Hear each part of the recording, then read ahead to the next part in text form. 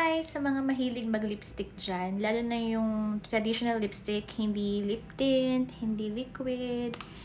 Kasi ako mahilig ako sa yung nakasanayan na yung traditional, hindi lip. Kasi pag lip tint minsan, pag nilalagay, tawag doon, dumidikit sa ngipin.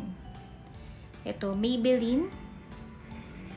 Maybelline siya. Nagamit ko na to eh. Ayan, nagamit ko na siya kaya maliit na. Tapos, yung shade niya ay number 695 Divine Wine.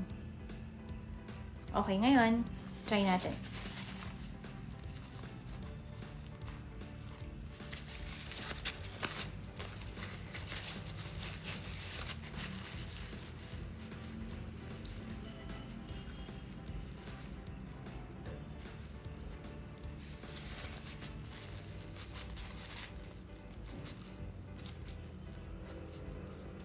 Ayan.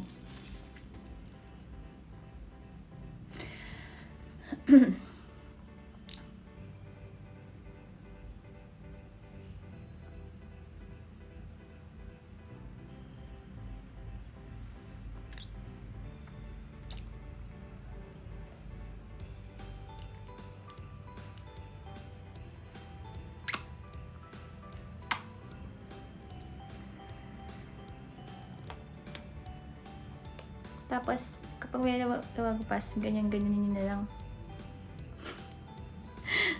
Pwede rin kayo gumamit ng ang tawag doon, lip pencil kung gusto nyong i-shape yung nguso nyo.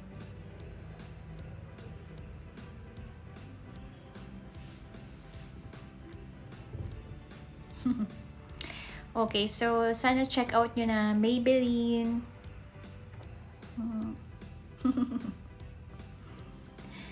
Maybelline, again, Divine Wine. Matagal din siyang mawala.